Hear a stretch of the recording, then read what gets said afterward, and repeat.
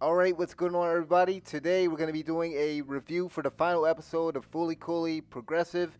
This was the season finale. This is episode 6. We're going to be talking about tonight. The title of the episode was Our Run. I'm here. I'm here again with Rex Sparks, the guy who I've been doing basically all these reviews with. We're going to be talking full spoilers for the finale. There was a lot to basically. There's going to be a lot to basically cover, so we're not really going to be going in order of any events. We're going to probably be a bit scatterbrained like we were in the last review, and that's okay given the nature of the show. So what do you think? So what do you think about the finale? Just guess your like quick thoughts on the finale overall.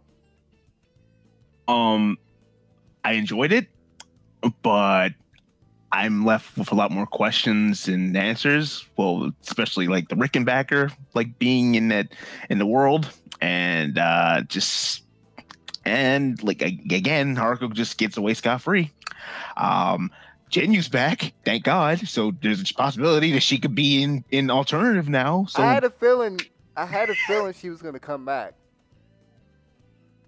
practically everyone else in my comment section. Like here's the thing, and I can't believe I'm saying this, but near the end of the episode where Haruko basically finds out that she can't have Adamus, and she starts crying. I kind of felt sorry for her, and after what I said like last like our last review from like the last episode, I was like, I hope Hidomi kills her or something. I said something like that. Um, yeah, they did a good job really making her character sympathetic. At the same time, she was kind of a villain throughout the series, and she was she was very very selfish. I can say that.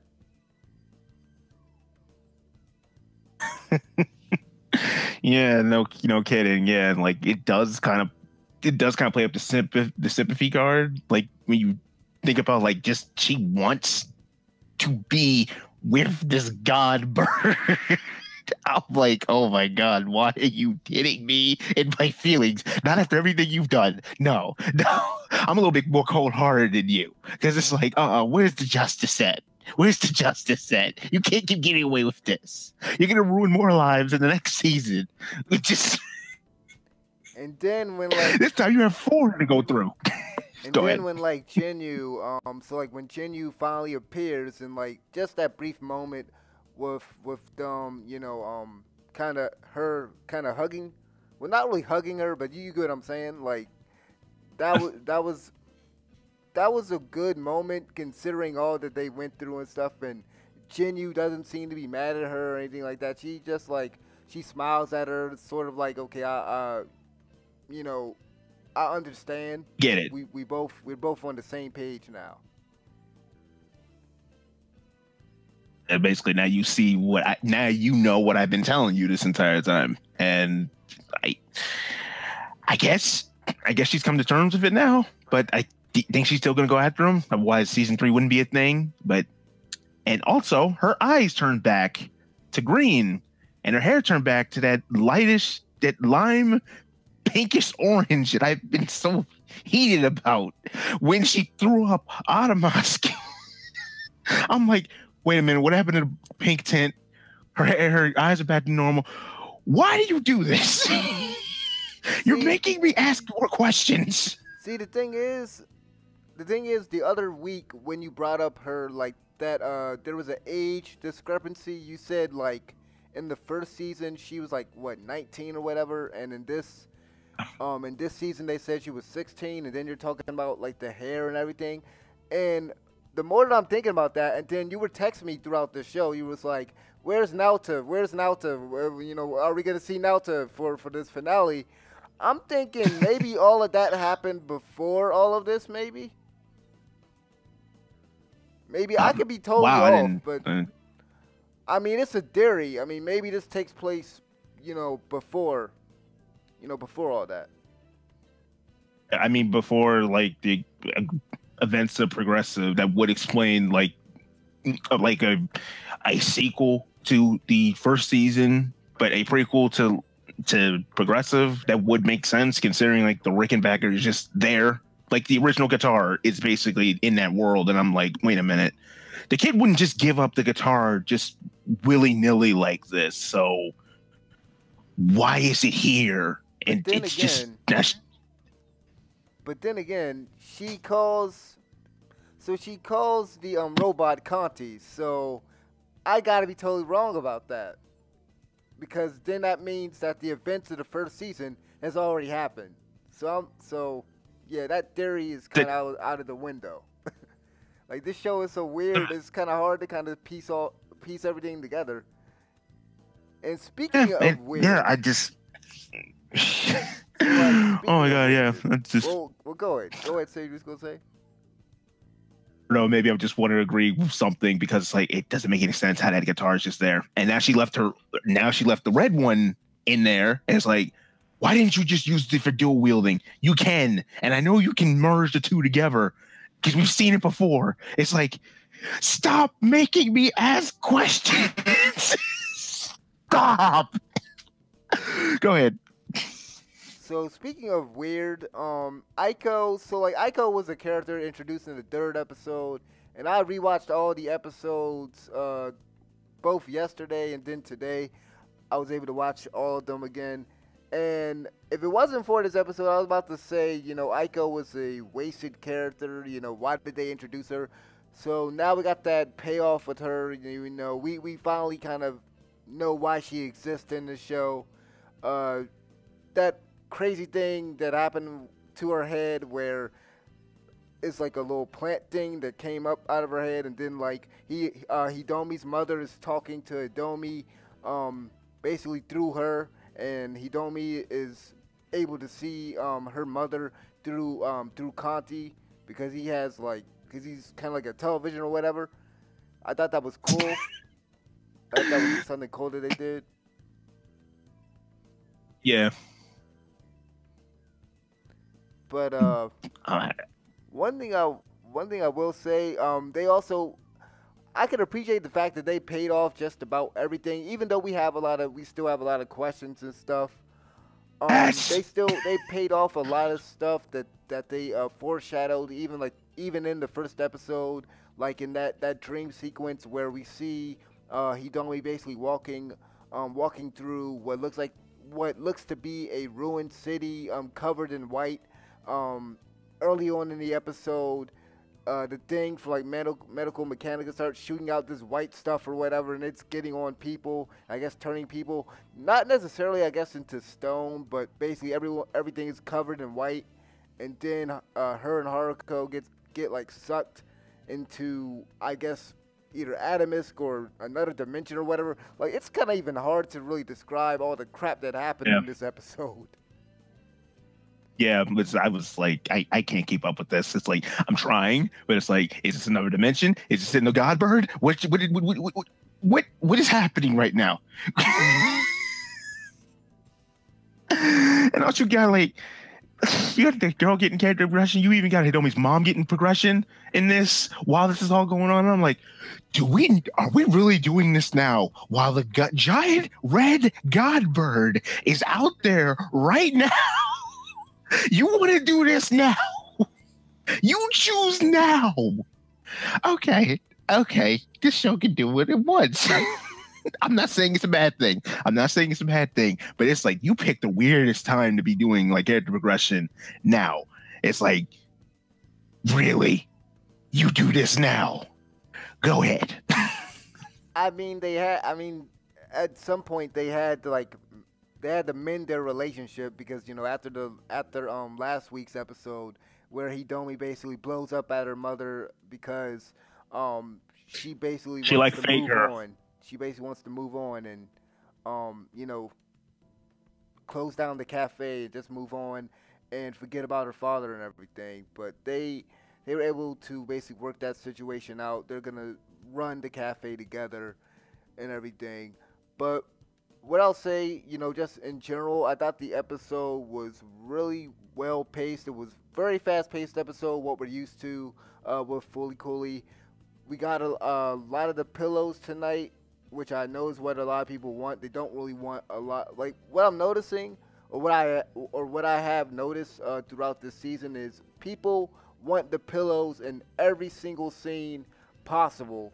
They do not want any sort of um track that any music that isn't the pillows.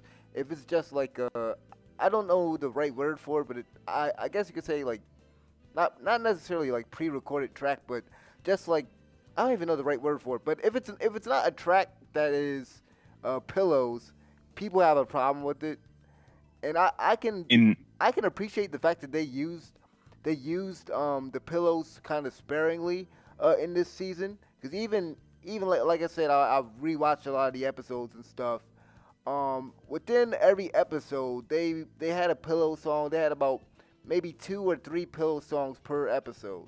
It's only in like the last two or three episodes that they have really played their songs a lot more, especially close near the end. And they when they used the song, it was very effective where they used it. They didn't have to use it everywhere, and maybe that's what they were just trying out. It was like, okay, we don't really need to put this everywhere. We can kind of rely on regular tracks, and so I can kind of appreciate that. And just before we forget, just on a animation side of things, did you see anything wrong with any of the animation, or was there anything that I guess stood out to you when it comes to any of the dialogue from tonight's episode? no, I think it was actually pretty solid all the way throughout. Like, oh, just that one, that first, I think it was the second episode where they were fighting, where both Genuine and Haruko were fighting. I think that's like the only episode that really like drew me off. Is like, okay, did they really like cheapen on animation? It's been kind of consistent since then, and this really is no exception. Especially when it's like you got the I don't know, transporting scenes into that world. The only thing that threw me off though was like them hitting the robots on the way out of the portals. Yeah, Other than that, yeah, it's they like like kept going and still kept hitting the robots and stuff. that was like the only thing that was like, okay, yeah, I'm I not mean, gonna I wouldn't moan say about that this too they much. I wouldn't say that they like cheapened out of animation or anything about that. I mean, I think that was like a stylistic choice for them to do that more than I'm anything. not saying it was bad. I'm just saying like,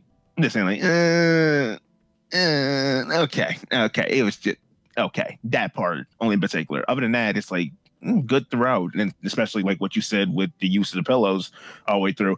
And also, I've been like hearing like rumblings about like them overusing "Thank You, My Twilight" for the like over and over and over the season 2 track that we've been Uh, hearing. So it's nuts. Can't really, I don't really have too much bad to say. It's just that it's just really the guitar thing that pissed me off so much. It's like, why would you? It doesn't make any sense why I would be there otherwise. It's like you're not even gonna give him a cameo in this at all. So it's like, um, I don't know. I I'm just obviously talking expected. about Naruto. I mean, I'll be Oh, honest with you. I didn't really expect him to show up or anything like that. I mean, I had that theory even like when we saw the first episode of this season.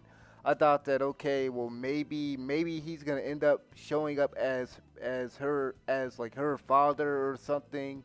Like I don't know, but everybody thought I that. wasn't really expecting him to show up. I think that they're just gonna leave him in the past, and even with the alternative, they're gonna leave her in the past. Like Haruko is like the I don't even think this is a good comparison, but she's like the I guess Mary Poppins. That's probably a bad comparison right there. But she's basically gonna be a Yes. character that just she's a character that affects other teenagers and other children's lives and just moves on. She's like a nomad, but like none of those. I don't think any of those characters are gonna really come back. Like we might see Conti, Honestly, like you might see Conti again. We might see like Easter eggs of like certain characters or certain things from like the past seasons. But going into the next season, I don't expect to see Hidomi or any other these or any other characters like that. Um, honestly, like for Domi and the other characters from season 2, I really don't expect them to show up here because like this really felt like a finality. This really had like felt like, okay, this is like the last time we're gonna see these characters. But with Conti, there's a better chance we'll probably see him again because like I was honestly shocked that Haruko even remembers him, to be honest with you. So, I mean, why wouldn't she though? I don't know. I don't know. Okay, just I guess maybe you think that because she hasn't like she didn't like acknowledge like Naoto or anything like that. She didn't acknowledge any of the characters from season 1. Was like that your assumption? yeah. So when he showed up, when she saw him, I'm like, okay, wow, she actually does remember him. But I guess I was like, when I saw the guitar, I was like, okay, maybe there's a chance. And even when he started flashing red, I'm like, if you're gonna crawl out of Conti now, like, you have another chance right here. Okay, he's not in there. I mean, I can okay. I mean, I can appreciate them like not putting him in there or not trying to shoehorn any characters from season 1. I mean, because I feel like they just made this as a standalone thing when it comes to just the season as a whole, and I feel like they're gonna do the same thing with alternative. It's just gonna be a standalone thing. You don't really need to put all these other characters from the other seasons into these individual seasons. You can just keep everything self-contained. But one thing that they said during the last few minutes of the episode, where they see the old lady at which Aiko's father calls her chief, she says something like, "You have small eyebrows like your father," and we obviously know the only character that we know that had like anything to do with eyebrows was, of course, the eyebrow guy from like the first season. And I'm wondering, are they related?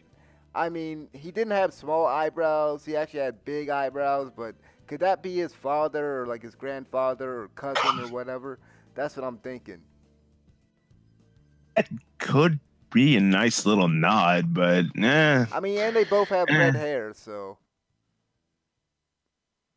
No, that could be a stretch, but it might be. But hey, I think if anyone would show up from season 2, it would probably be Jinyu or Conti again. I mean, that's but what we would knowing want. Conti, that's what we would want, given the fact that like, Jinyu kind of had less screen time because of her getting basically devoured by Haruka. Yes.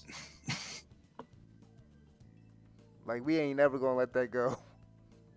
I'm never gonna let it go because, like, you really did take away the only serious character you got in here. Really, you would do this to me? She brought some level. She brought some. What is the word to this? Like, Levity? not. Yes, like groundedness, somewhat to it. Yeah. To all this chaos that Haruko was bringing to the table all the time. So it was like, okay, it's actually nice to see someone actually like stop her for once. And what killed me is like these kids are still calling her Miss Haruko after all this. It's like, yeah, they're like, really? Like they're really taking her role. They're taking her role as being a teacher actually serious. But something I will say, because she, as much as she screwed around with these kids and was really selfish the whole time, she did, in her own way, kind of teach them to kind of grow up. And that was the same thing that she did with Naoto. And so in her own way, I think I don't really want to say that she kind of cares, but she kind of does maybe a little. But she's still selfish. In like her, I think in like her sick way, yeah, I think she does, but she's never gonna openly state that. Like, it took like her getting rejected by Adamas yet again, her breaking down and actually admitting to the fact that he don't want you, man. He don't want you. He don't want you.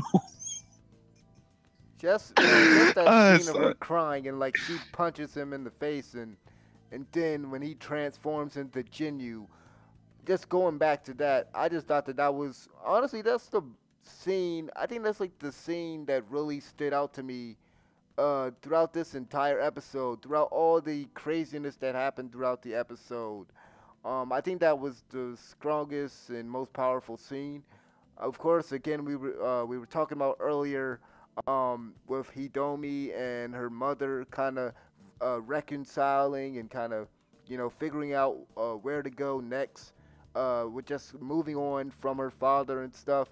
And we found out, well, this isn't anything new, but they basically confirmed that her father gave her the headphones and stuff, and her father went to work at the I guess the medical mechanical plant. yeah, yeah.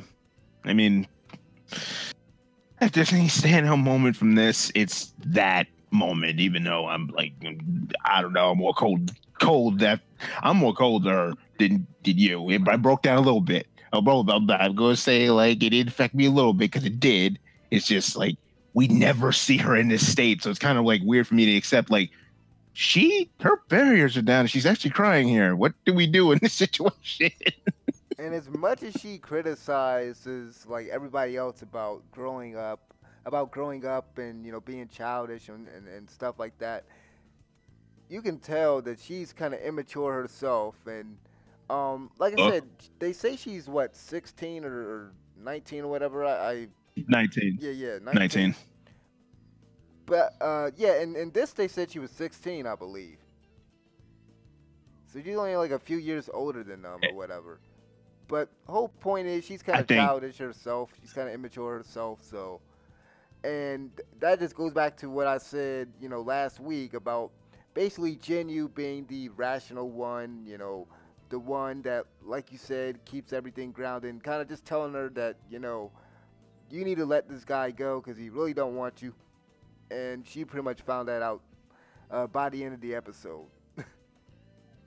basically like, hey, he didn't want me because hey, I can't hang with him. But you're gonna find out the hard way if you keep this up. He don't want you. He don't want you. See what happened? You see what happened? He don't listen to me. Oh yeah, what did you think about the double kiss in order to break Ide free and get Adamus? Where Hidomi's fighting against Haruko. I kind of like that. I did because it's like, okay, yeah, you're both taking what you want. Follow your own advice, huh? Fight for what you And when she love.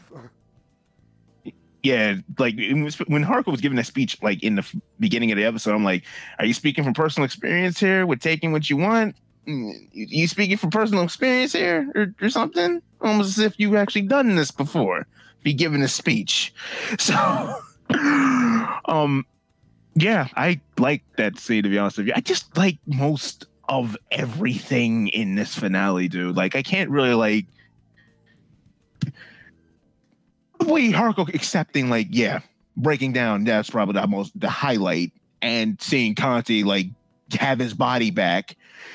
And even seeing the OG guitar, the Rickenbacker, like all highlights. And even Jinyu coming back. How could I forget?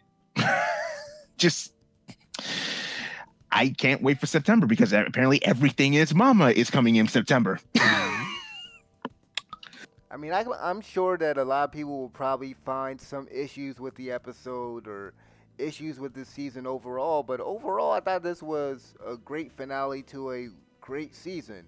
I mean, it started off a bit slow for some people, but I was still entertained throughout and everything that they set up throughout these episodes, even if it seemed like a minor thing, like what I was talking about with like Aiko, because I thought that she was just gonna be a character that they introduced, by the end of the day, just for like no reason. But even she served a purpose by the end, and we even kind of found out why she was saving up money. I guess she wanted her freedom or whatever, and so her father says, "Okay, take," because he gives her the pumpkin that had all the money in it, and he's like, here, you can have your freedom, basically.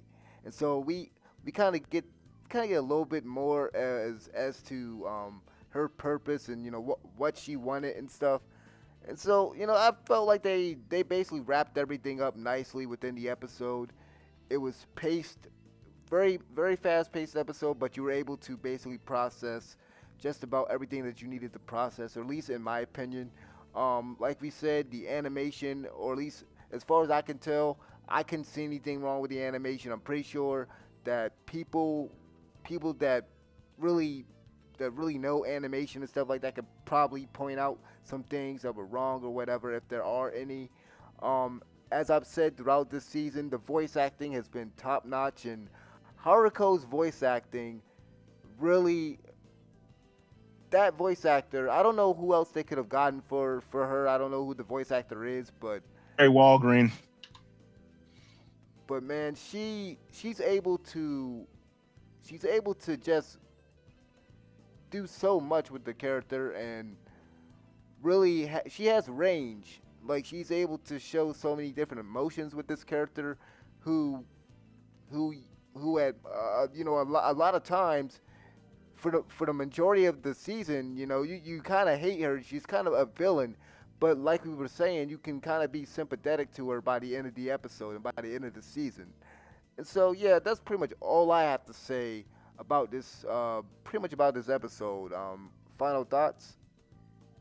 Honestly, like this finale really hit all the right notes, and honestly, like I'm not gonna re-say what you said, but like I agree most of everything, pretty much everything, especially Carrie Walgreen's voice acting. Like, she still nails Haruko, especially like portraying her as the true antagonist, because she always was. Okay, like there's no art disputing this. She is the antagonist as well as the protagonist within FLCL. To let's all be real, it ain't FLCL without her causing chaos. So yeah, seeing Jinyu back, seeing all this stuff wrapped up in season 2, well done. And also, we got to hear Haruko say, "Stop cock blocking me, Oh Hidomi." yeah, And that too. That was gold. That was gold. I'm glad you mentioned that. She said, "Stop cock blocking me." dude, and last year's highlight was we got to hear SpongeBob and Samurai Jack say penis. It's like, Oh what yeah. is going on? Scaramouche dropped penis, and now we got Haruko saying, "Stop cock blocking me." This episode had it all. If you haven't seen it and somehow are still in this review, go watch it. We both loved it. We both loved this season, and just go watch it, man. I got nothing else to say. All right, so I think it's easy to see. It's a 10 out of 10 for us, basically. It's 10 out of 10, definitely. Let us know what you guys thought about this final episode of Fully Coolly Progressive. We'll be back when Fully Coolly Alternative comes out. We'll probably be doing weekly reviews and stuff for that too, right? Sure thing. I'm down if you are, man. All right. So thank you guys for watching and for watching all of these reviews for this season.